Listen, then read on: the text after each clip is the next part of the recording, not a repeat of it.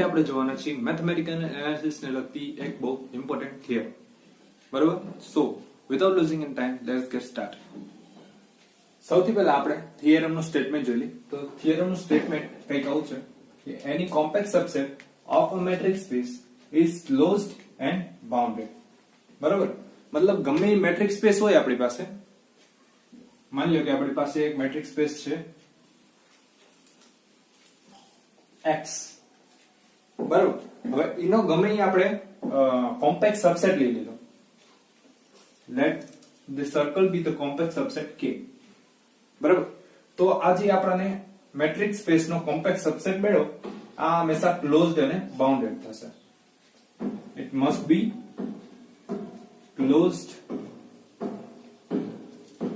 and bounded. બરાબર? તો આ થઈ ગયું સ્ટેટમેન્ટ. હવે આપણે જોઈએ proof.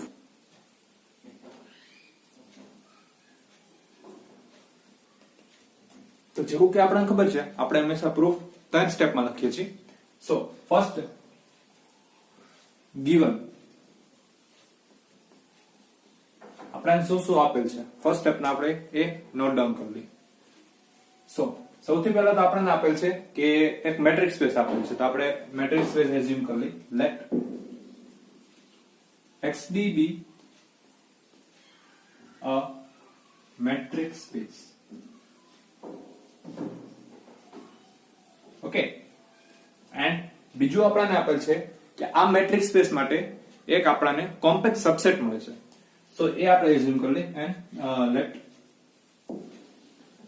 K be the compact subset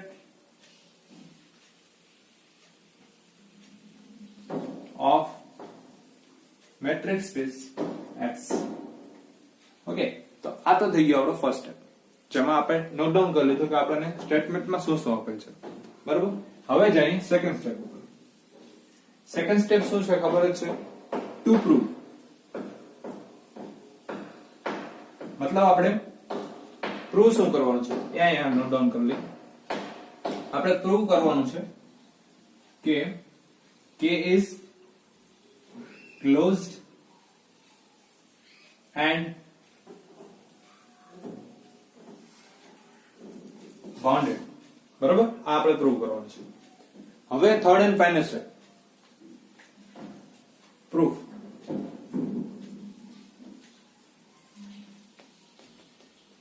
સો પ્રૂફમાં આપણે સૌથી પહેલા શું કરશું કે ગિવનમાં આપણે જે આપેલ છે એને લઈને આપણે કઈક તર્ક મેળવવાની ટ્રાય કરશું. બરોબર? તો સૌથી પહેલા તો આપણને એક મેટ્રિક સ્પેસ આપેલ છે XD. બરોબર? અને આપણને આપેલ છે કે K છે એ સબસેટ છે, કોમ્પેક્ટ સબસેટ છે. બરોબર? સો સૌથી પહેલા આપણે દેખાડીએ ક્લોઝડ. ફર્સ્ટ માં આપણે દેખાડીએ we will show that K is closed. Okay, સૌથી પહેલા આપણે K ને ક્લોઝ દેખાડશું. હવે ક્લોઝ દેખાડવા માટે ઘણી બધી આપણા પાસે ડેફિનેશન મોજૂદ છે. બરોબર? બટ આપણે લિમિટ વાળી ડેફિનેશન નો ઉપયોગ કરશું. સો લિમિટ પોઈન્ટ વાળી ડેફિનેશનમાં કેવી રીતના છે કે ક્લોઝ સેટ કોને કહેવાય?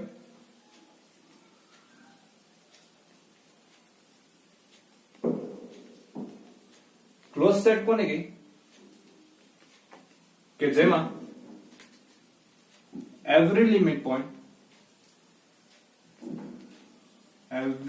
point of this set is in this set. મતલબ કે જો આ સેટ નો હરેક લિમિટ પોઈન્ટ પોતાના સેટમાં જ હોય, મતલબ કે સેટની બહારનો કોઈ પણ પોઈન્ટ આ સેટનો લિમિટ પોઈન્ટ ન થઈ શકે, તો આવા સેટને આપણે ક્લોઝ સેટ કહીએ. બરોબર? સો આ રહી ડેફિનેશન. સો આનો આપણે ઉપયોગ કરી અને પ્રૂવ કરશું કે K is closed. બરોબર? કેવી રીતના એ આપણે first of all let x and y be two distinct points where x is belongs to k and y is belongs to x minus k. Okay, તો આપણે બે પોઈન્ટ લઈ લીધા જે અલગ અલગ છે, ડિસ્ટિંક્ટ પોઈન્ટ લઈ લીધા, બરોબર. એક પોઈન્ટ છે એ k માનો છે અને બીજો પોઈન્ટ k ની બહારનો છે, બરોબર. k ની બહારના જેટલા મેટ્રિક્સના પોઈન્ટ છે એમાંનો એક પોઈન્ટ છે, બરોબર. બી આર્બિટ્રરી, આ બહુ ઇમ્પોર્ટન્ટ છે. આર્બિટ્રરી મતલબ k ની અંદરના બધા પોઈન્ટ બરોબર આપણે x લઈ શકીએ અને k ની બહારના બધા પોઈન્ટ બરાબર આપણે y લઈ શકીએ કે જે મેટ્રિક્સમાં આવતો હોય, બરોબર. સો બી આર્બિટ્રરી. સો આના ઉપરથી આપણે લખી શકીએ કે x is not equals to y, બરોબર. હવે આપણે પાછલા લેક્ચરમાં જોયું હતું હાઉસડોર્ફ પ્રિન્સિપલ. સો હાઉસડોર્ફ પ્રિન્સિપલ નો આપણે ઉપયોગ કરીએ from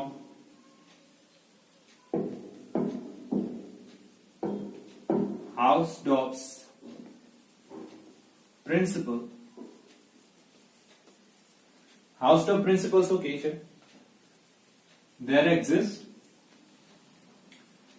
n x delta x of x and n y delta y of y such that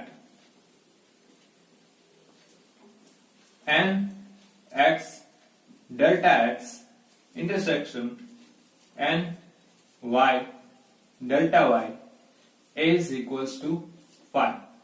આને આપણે નંબર દઈ દી ઇક્વેશન નંબર 1, બરોબર. સો હાઉસડોર્ફ પ્રિન્સિપલ માં એમ કહે છે કે આપણે જો ગમે મેટ્રિક્સમાં બે ડિફરન્ટ પોઈન્ટ્સ આપેલા હોય તો એ બે ડિફરન્ટ પોઈન્ટ્સ ને કરસ્પોન્ડિંગ આપણને એવા નેબરહુડ મળશે કે જે બે નેબરહુડ નો ઇન્ટરસેક્શન 5 આવશે, મતલબ કે બંને નેબરહુડ ડિસજોઇન્ટ સેટ હશે, બરોબર. તો આ આપણને પહેલું રિઝલ્ટ આપણને મળ્યું. હવે સો આના ઉપરથી આપણે કહી શકીએ કે x is belongs to nx delta x, બરોબર. x નું નેબરહુડ છે તો એની અંદર x તો આવતો જ હશે, બરોબર. સો x is belongs to nx delta x is open set. કારણ કે આપણને ખબર છે કે હરેક નેબરહુડ એક ઓપન સેટ છે, તો આપણે આવી રીતના લખી શકીએ. સો આનો મતલબ એમ કે આ જે આપણે ઓપન સેટ મળ્યા, આ ડેલ્ટા અલગ અલગ ડેલ્ટાની વેલ્યુ છે, બરોબર. ડેલ્ટા x મતલબ કે ડેલ્ટા 1 ડેલ્ટા 2 ડેલ્ટા 3 ડેલ્ટા 4 ગમે એટલા, બરોબર. સો એનું આપણે એક ઓપન સેટ બનાવીશું, સોરી કેટલા બધા આપણને ઓપન સેટ મળશે, બરોબર. તો એનું કલેક્શન કરીએ તો આપણને x સોરી k માટેનું એક ઓપન કવર મળી જાય. સો લખી લઈએ આપણે nx delta x for every x belongs to k be the open cover of k, બરાબર. તો k માટેનો આપણને ઓપન કવર મળી ગયું. હવે k માટે આપણને ઓપન કવર મળ્યું, બટ k આપણને શું આપેલ છે ગિવનમાં? કોમ્પેક્ટ આપેલ છે. કોમ્પેક્ટ સેટની ડેફિનેશન શું છે? તો કે એના હરેક ઓપન કવર માટે એવું એક સબ કલેક્શન, એ ઓપન કવર નું એક સબ કલેક્શન મળે, ફાઇનાઇટ સબ કલેક્શન, કે જે પોતે પણ ઓપન કવર હોય, બરાબર.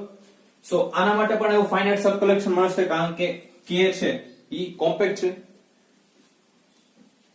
because k is compact. There exists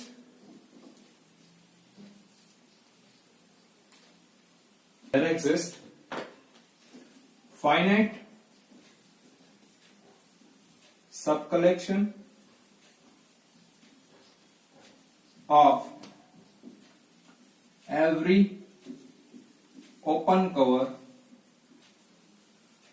such that this subcollection is also an open cover of K. બરાબર? તો આપણને એવું એક ફાઇનાઇટ સબ કલેક્શન મળશે કે જે પોતે પણ સેટ K નું ઓપન કવર થશે. બરાબર? સો આપણે આવી રીતે લખી શકીએ therefore K is a subset of union I is equals to 1 to n nx x delta xi. બરાબર? આવી રીતે આપણે લખી શકીએ.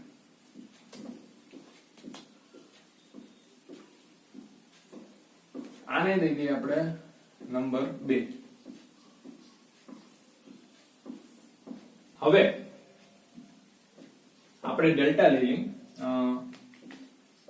Delta is equals to minimum of delta xi where I is equals to 1 2 to n. Okay, so આનો મતલબ એવો therefore delta is less or equal delta xi. બરોબર? આનો મતલબ એવો થયો ડાયરેક્ટલી, કારણ કે ડેલ્ટા છે આમાંનું સૌથી નાનું છે, તો જો આ સૌથી નાનું હોય તો એના ઇક્વલ થશે, અને જો ના હોય તો હંમેશા આ ગ્રેટર ધેન થવાનું. તો આપણે આ લખી શકીએ. બરોબર? હવે આ શું કરવા લખ્યું એમને ખબર પડશે. સો આના ઉપરથી આપણે આવું લખી શકીએ કે n y delta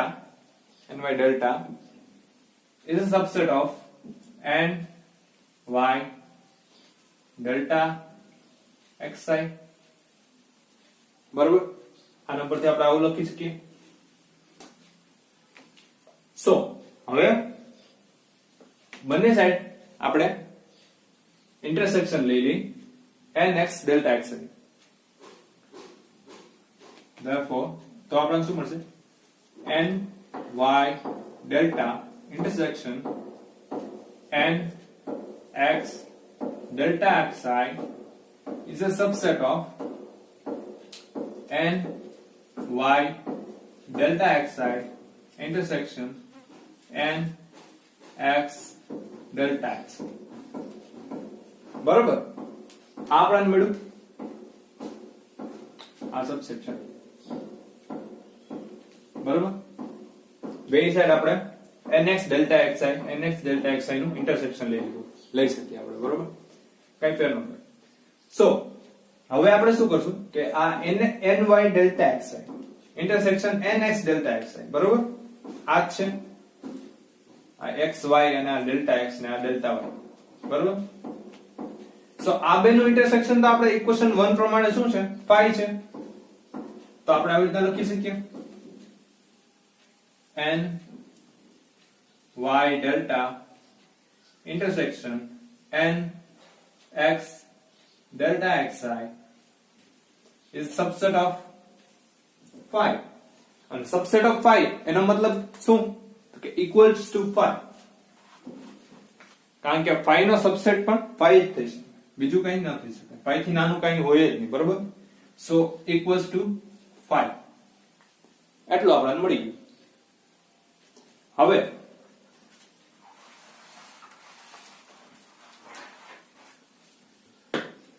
આને આપણે દઈ દઈએ નંબર 3.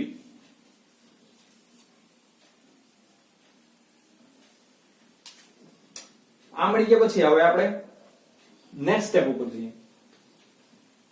હવે આ nx delta xi છે. બરોબર? જે આપણને મળ્યું એને આપણે આવી રીતના લખી શકીએ કે n y delta intersection union I is equals to 1 to n x delta xi. Okay? આમ લખી શકીએ. આના બરાબર શું થઈ ગયું? phi. બરાબર? તો આને કાઢી નાખીએ. આને આપણે નંબર 3 લઈએ. આને આપણે નંબર 3 લઈએ. હવે નેક્સ્ટ સ્ટેપ બહુ ઈઝી છે. જી આ nx delta xi નું આ nx delta xi નું આપણે યુનિયન લીધું ઓન અ ફાઇનાઇટ ઇન્ટરવલ. એ k નો સુપરસેટ છે, બરાબર? તો આપણે કઈ કવું લખી શકીએ. therefore ny delta intersection k is a subset of n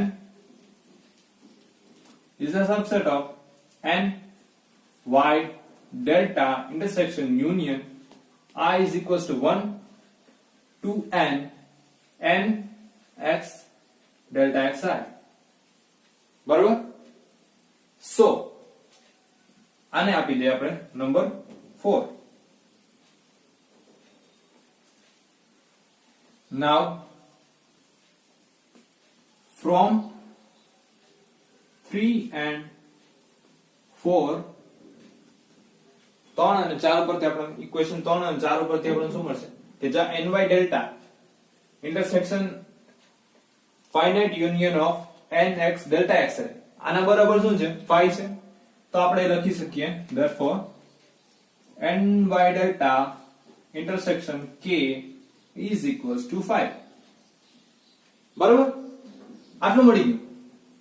હવે આના ઉપરથી આપણે શું લખી શકીએ કે આ જે y છે એના નેબરહુડ ના જેટલા પણ પોઈન્ટ છે, બરાબર, એ k માં નથી. બરાબર? y ના નેબરહુડ ના એક પણ પોઈન્ટ k માં નથી. આનો મતલબ શું થયો કે y is not a limit point of k. બરોબર? જો કે y જો છે આપણી પાસે y એ k નો લિમિટ પોઈન્ટ નથી. હવે y આપણે શું લીધો તો એક આર્બિટરી પોઈન્ટ લીધો તો y is arbitrary. so any point from x minus k is not a limit point of k. બરોબર? મતલબ કે x minus k માંથી ગમે તે પોઈન્ટ લઈ લે એ k નો લિમિટ પોઈન્ટ નહીં થાય. જો k માં કંઈક લિમિટ પોઈન્ટ હશે તો એ કેમાં હશે? k માં પોતામાં.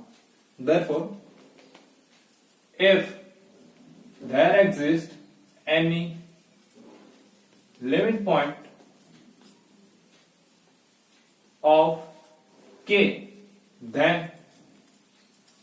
it must be in k. બરાબર? જો એના લિમિટ પોઈન્ટ એક્ઝિસ્ટ થતો હશે તો એ હંમેશા k ની અંદર જ હશે. બરાબર?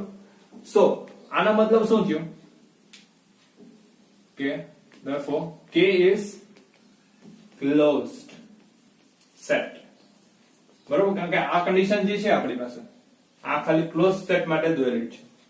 સો ફ્રેન્ડ્સ, આપણે k ને બાઉન્ડેડ દેખાડવાનું બાકી હતું. બરોબર? તો એ આપણે ફટાફટ કરી લઈએ. સો આપણે લેશું કે let x belongs to nx delta is an open set. Okay? મતલબ કે x છે એ આપણે nx ડેલ્ટા માંથી લીધો, એ એક ઓપન સેટ છે. બરોબર? where x is also belongs to k. Okay? મતલબ x છે એ આપણે k માં પણ છે અને આના નેબરહુડ માં તો એ હશે જ. બરોબર? તો આના માટે એક ઓપન સેટ મળે છે. therefore જો આ ઓપન સેટ મળતું હોય તો આપણને એને રિલેટેડ એક ઓપન કવર પણ મળશે કે માટે. તો આપણે લખી નાખીએ let n x delta xi where x is belongs to k is an open cover of કે ઓપન કવર મળી ગયું બરોબર. બટ કે શું છે કે એક કોમ્પેક્ટ સેટ છે બરોબર. કે ઇઝ કોમ્પેક્ટ. તો કોમ્પેક્ટ સેટ છે એના માટે ફાઇનાઇટ સબ કલેક્શન મળશે જે પોતે પણ ઓપન કવર હશે. તો આપણે એક ફાઇનાઇટ સબ કલેક્શન લખી નાખીએ કે લેટ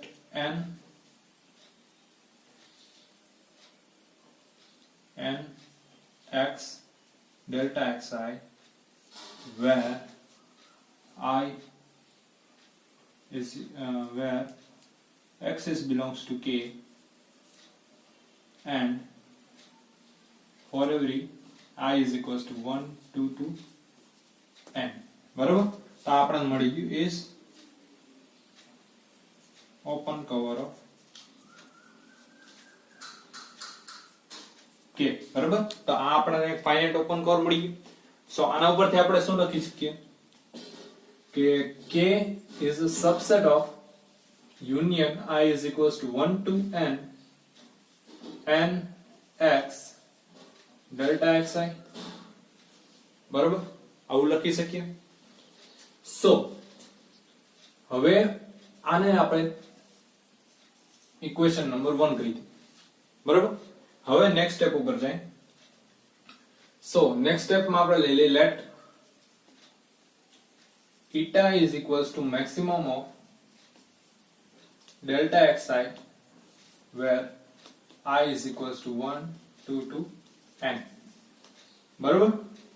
આ લઈ લીધું. તો આનો મતલબ શું થાય તો કે eta is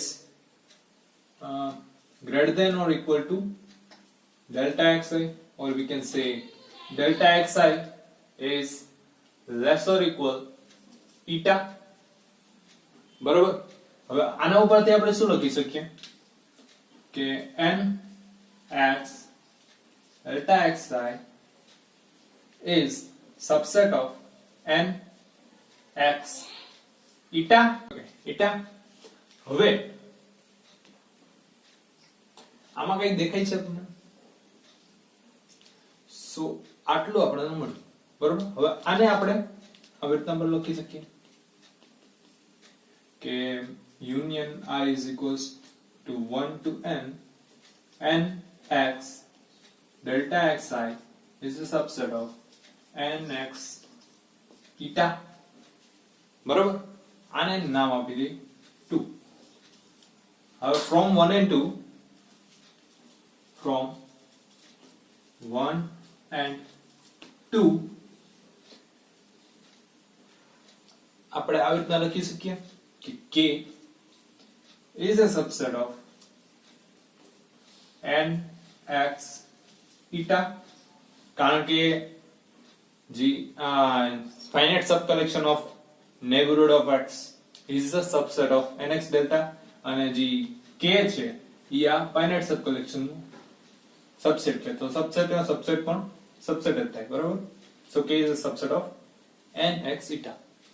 હવે આ શેની ડેફિનેશન છે તો કે બાઉન્ડેડ સેટ ની બરોબર. મતલબ કે k માનો ગમે એક પોઈન્ટ આપણે ગમે એક સેટ આપેલો એને બાઉન્ડેડ દેખાડવું હોય તો આપણે શું દેખાડવું પડે એ સેટ ની અંદરનો એક ગમે એક પોઈન્ટ લઈ લે અને એના માટે જો આપણને કોઈ એવું નેબરહુડ મળતું હોય કે જી k નું કવર હોય તો k ને આપણે શું કહીએ બાઉન્ડેડ સેટ કહીએ. તો આનો મતલબ એમ કે k is bounded. તો આ થઈ ગયો આપણો થિયરમ 2.